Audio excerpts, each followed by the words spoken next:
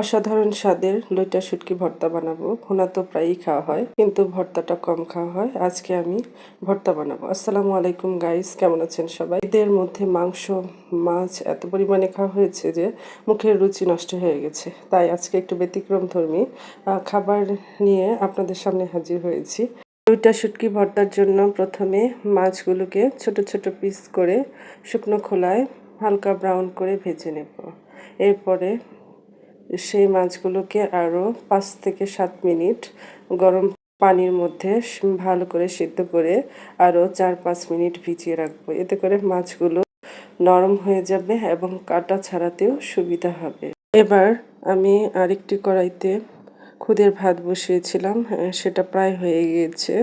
Actually খুদের ভাত বলা যাবে না, আসলে খুদের খিচুড়ির যত মশলা সব ইউজ করেছি। আমাদের পরিবারের সবাই এইভাবে খেতেই পছন্দ করে। এবার ফ্রাই প্যানে কিছুটা পরিমাণ সর্ষের তেল দিয়ে এর মধ্যে শুকনো মরিচ এবং কাঁচা মরিচ মোটামুটি ভেজে নেব এবং চুলার আঁচ কিন্তু লো মিডিয়াম থাকতে হবে, নয়তো বা পুড়ে যেতে পারে। যাই হোক, এবার মরিচ ভাজা উঠিয়ে নিয়ে পেঁয়াজ এবং রসুন ভেজে নেব। খুব বেশি ভাজা যাবে না, এতে করে রসুন এবং পেঁয়াজের স্মেলটা নষ্ট হয়ে যাবে। জাস্ট সিদ্ধ হয়ে গেলে এবং গায়ের পানিগুলো শুকিয়ে গেলেই নামিয়ে নিব। এখন সিদ্ধ করা মাছগুলোকে ঠান্ডা করে এর মাঝখানের যে কাটা আছে সেগুলো ছাড়িয়ে নিব। কাটা ছাড়ানো মাছগুলোকে সামান্য পরিমাণ সরিষার তেলে ফ্রাই প্যানে হালকা ব্রাউন কালার করে ভেজে নেব।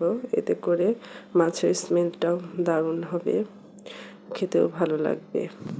যাই হোক, এবার পাটায় বেটে নেওয়ার পালা। প্রথমে মাছগুলোকে মিহি করে বেটে নিব, যাতে কোনো প্রকার কাটা থাকলেও যাতে ম্যাশ হয়ে যায়। তারপর কাঁচামরিচ, শুকনো মরিচ, রসুন, পেঁয়াজ আধা ভাঙা করে বেটে নিব।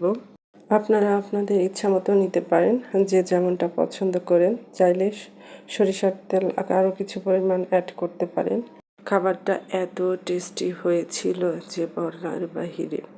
আমি তো লোভ সামলাতেই পারছিলাম না, তাই পাটায় খানিকটা খুদের ভাত নিয়ে মেখে খাওয়া শুরু করে দিলাম এবং ওদিক দিয়ে আমার বাচ্চারাও এসে হাজির।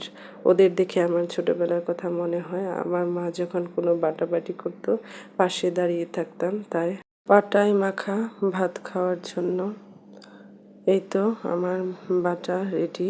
অনেক লোভনীয় হয়েছিল। আপনারাও এভাবে ট্রাই করতে পারেন। ভিডিওটি ভালো লাগলে লাইক কমেন্টস করে শেয়ার করে যাবেন, আর আমার চ্যানেলটিকে সাবস্ক্রাইব করে দিবেন।